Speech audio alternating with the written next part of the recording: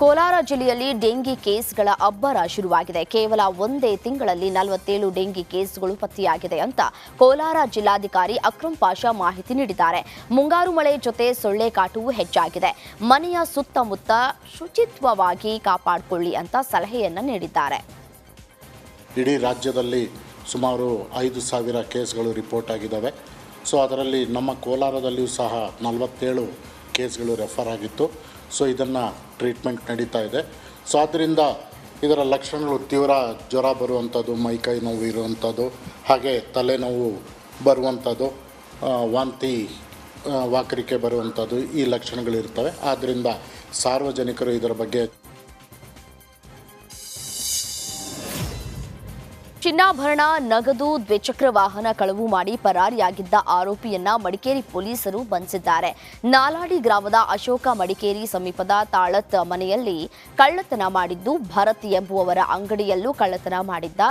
ಇನ್ನು ಬಂಧಿತ ಅಶೋಕ್ನಿಂದ ಚಿನ್ನಾಭರಣ, ದ್ವಿಚಕ್ರ ವಾಹನವನ್ನ ಪೊಲೀಸರು ವಶಕ್ಕೆ ಪಡೆದಿದ್ದಾರೆ.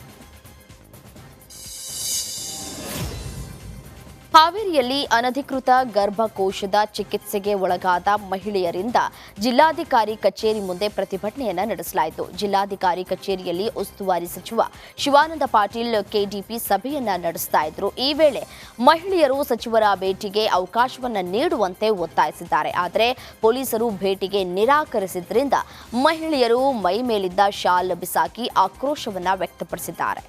ಕೆಪಿಸಿಸಿ ಅಧ್ಯಕ್ಷ ಸ್ಥಾನಕ್ಕೆ ಸಚಿವ ಈಶ್ವರ್ ಖಂಡ್ರೆ ಹೆಸರು ಮುನ್ನೆಲೆಯಲ್ಲಿ ಇದ್ದು, ಮಂಗಳೂರಿನಲ್ಲಿ ಅರಣ್ಯ ಸಚಿವ ಈಶ್ವರ್ ಖಂಡ್ರೆ ಪ್ರತಿಕ್ರಿಯೆ ಕೊಟ್ಟಿದ್ದಾರೆ. ಈ ಬಗ್ಗೆ ನನಗೆ ಗೊತ್ತಿಲ್ಲ. ಪಕ್ಷ ನನಗೆ ಅರಣ್ಯ ಇಲಾಖೆ ಸಚಿವರನ್ನಾಗಿ ಮಾಡಿದೆ. ಪ್ರಾಮಾಣಿಕವಾಗಿ ಕೆಲಸ ಮಾಡ್ತಾ ಇದ್ದೇನೆ. ಸದ್ಯಕ್ಕೆ ಕೆಪಿಸಿಸಿ ಹುದ್ದೆ ಖಾಲಿ ಇಲ್ಲ ಅಂತ ಸಚಿವ ಈಶ್ವರ್ ಖಂಡ್ರೆ ಹೇಳಿಕೆ ನೀಡಿದ್ದಾರೆ. ನನಗೆ ಗೊತ್ತಿಲ್ಲ. ಇವತ್ತು ನನಗೆ ಪಕ್ಷ ಅರಣ್ಯ ಮತ್ತು ಪರಿಸರ ಇಲಾಖೆ ಸಚಿವದ ಜವಾಬ್ದಾರಿ ಕೊಟ್ಟಿದ್ದಾರೆ. ಪ್ರಾಮಾಣಿಕತೆಯಿಂದ ನಿಭಾಯಿಸ್ತಾ ಇದ್ದೇನೆ.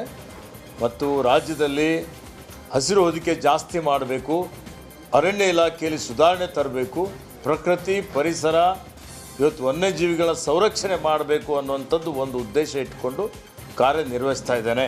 ನೋಡಿ, ಈಗ ಸದ್ಯಕ್ಕೆ KPCC ಹುದ್ದೆ ಖಾಲಿ ಇಲ್ಲ. Thank you.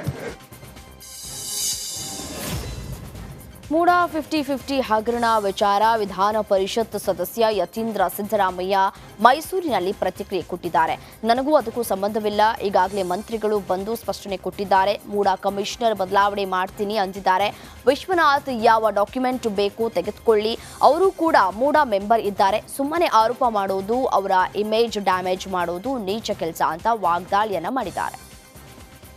ಸುಮ್ಮನೆ ಇದೇನಾಗೋಗ್ಬಿಟ್ಟಿದೆ ಅಂದರೆ ಪ್ರತಿಪಕ್ಷದವ್ರಿಗೆ ಸುಮ್ಮನೆ ಆಧಾರ ಇಲ್ಲದೇನೆ ಸುಮ್ಮನೆ ಒಬ್ಬರು ತೇಜವಧೆ ಮಾಡಬೇಕು ಅಂತ ಹೇಳಿ ಆಧಾರಯುತ ಆರೋಪ ಮಾಡೋದು ಒಂದು ಚಾಳಿ ಹೋಗ್ಬಿಟ್ಟಿದೆ. ನನಗೂ ಮೂಡಾಗೂ ಏನು ಸಂಬಂಧ? ಅಲ್ಲಿ ಹಗರಣ ಆಗಿದ್ದರೆ ಅದಕ್ಕೆ ನನಗೇನು ಸಂಬಂಧ? ನಾ ಮೂಡಾ ಮೆಂಬರ್ ಕೂಡ ಅಲ್ಲ. ಅಲ್ಲಿ ಯಾವುದೇ ರೀತಿ ಅದಕ್ಕೂ ನನಗೂ ಸಂಬಂಧ ಇಲ್ಲ. ಆದರೂ ಕೂಡ ಸುಮ್ಮನೆ ನನ್ನ ಮೇಲೆ ನನ್ನ ಹೆಸರು ಕೆಡಿಸ್ಬೇಕು ಅಂತ ಹೇಳಿ ಈ ರೀತಿ ಆರೋಪ ಮಾಡ್ತಿದ್ದಾರೆ. ಬಟ್ ಈಗಾಗಲೇ ಮಂತ್ರಿಗಳು ಬಂದು ಅದಕ್ಕೆ ಸ್ಪಷ್ಟನೆ ಕೊಟ್ಟಿದ್ದಾರೆ. ಅಲ್ಲಿ ಏನು ಹಗರಣ ಆಗಿದೆ ಅದಕ್ಕೆ ಕ್ರಮ ತಗೋತೀವಿ ಅಂತ ಕೂಡ ಅವರು ಹೇಳಿದ್ದಾರೆ. ಮತ್ತು ಮೂಡಾ ಕಮಿಷನರ್ ಕೂಡ ಬದಲಾಯಿಸ್ತೀವಿ ಅಂತ ಹೇಳಿದ್ದಾರೆ. ಹಗರಣ ನಡೆದಿದ್ರೆ ಅದಕ್ಕೇನು ಕ್ರಮ ತಗೋಬೇಕು, ಅದು ಸಂಬಂಧಪಟ್ಟಂಥ ಮಂತ್ರಿಗಳಾಗಲಿ ಅಥವಾ ಅಧಿಕಾರಿಗಳಾಗಲಿ ಅದನ್ನು ತೆಗೆದುಕೊಳ್ತಾರೆ. ಆದರೆ ಸುಮ್ಮನೆ ಆಧಾರರಹಿತವಾಗಿ ಬಂದು ಆರೋಪ ಮಾಡೋದಿದೆಯಲ್ಲ, ಬೇರೆಯವ್ರ ಮೇಲೆ ಅವ್ರದ್ದು ತೇಜವಾದೆ ಮಾಡಬೇಕು, ಅವ್ರ ಇಮೇಜ್ ಹಾಳು ಮಾಡಬೇಕು, ಪಬ್ಲಿಕ್ ಪರ್ಸೆಪ್ಷನ್ ಹಾಳು ಮಾಡಬೇಕು ಅಂತಿದೆಯಲ್ಲ,